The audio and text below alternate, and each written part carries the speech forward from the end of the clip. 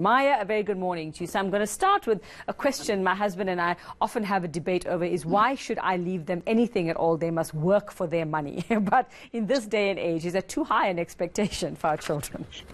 So, well, personally, I probably share that with you. But what's remarkable is that most people, when they come to retirement, one of their biggest desires is to leave some of their retirement funds to their children, to leave, to give their kids a better start than they did. Imagine if you didn't have to, you had a deposit for your house, or just life was a little bit easier. So that seems to be a great desire for most people. And the problem, of course, is that most people get to retirement without enough money for themselves, let alone to leave their children.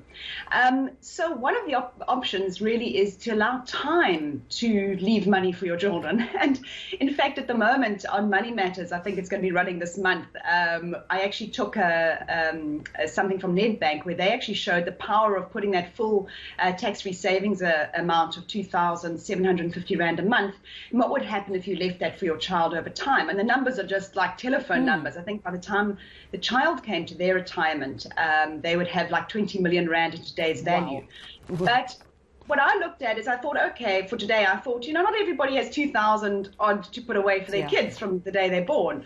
But what happens if you just started with 200 Rand? 200 Rand is not a lot of money nowadays. It won't even buy you takeaways. And if you put 200 Rand away every day from the day your child's born, once a month, and then they got to 18 and you just left it there. So you didn't touch it at 18, you just hid it somewhere. By the time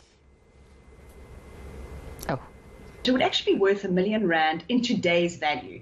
And I just thought, sometimes we think, what can we do with 200 Rand? Well, you could give your kids 1 million Rand on their retirement. So I thought that was quite a nice little, maybe something for us parents to think about. Well, think about yourself, because you're going to have to pay for that wedding eventually. So now you've got the money, so you can say, here's your money for your wedding if you want a chance getting married in this day and age. So, Maya, like you say, do this from the day they are born. And what I do is I have this going off as a debit order every month. I've got 2 kids, so it goes off every month, so I don't even have to think about it. Is that a surefire way of doing this? And then what type of sort of investment are we talking about? Are we talking about some kind of savings that has, interest, of course, is what you're looking for? Where would you put that money if you have it? So exactly, that debit order is very powerful. So I started that, I think my son was 2. I didn't start when he was born. I started when he was 2.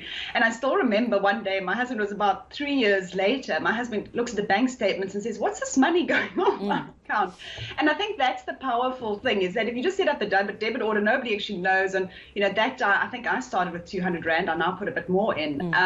So it is a very sort of painless way of just letting that money grow. I must tell you, I think by the time he was 10 or 11, it was worth 100,000 Rand. Wow. So that gives you an idea of the power of that growth of the money. And, I think a good starting point, especially if you're looking long term, is the tax-free savings account. I harp on about it continuously. It's like my favorite investment vehicle. And if, most unit trust companies or, even the index tracking, exchange traded funds all offer a tax-free savings account option. And I think the key here is that this is long term. So if you're looking at putting money away for your child for the next 20 years, then you should be looking at something that's market related, that has some exposure to the Johannesburg Stock Exchange or offshore, and that can be done through your unit trust and exchange traded funds, as long as it's locked in that tax-free savings account. Because when my son, we started saving for him, it didn't exist. And I look now, and he would actually have to pay capital gains tax. He's only 18, so but you have to actually, that capital gains tax does you're going to pass that on to them if you don't put it in a tax-free savings account. Okay, so you would obviously do this and stipulate that would this be till the age of 18, or can you say, can you raise the age as to when they get access to this money? So that depends. We used 18 because that's generally when children become an adult, and in the Money Matters show, that actually reaches your limit. Remember, there's a lifetime limit as to how much you can contribute to a tax-free savings account of 500,000 at the moment. So that's part of that number. But also, if you open the tax-free savings account in your child's name, this is the debate: do you open in your name or your child's name? Then they become an adult at 18, and technically they have access to it.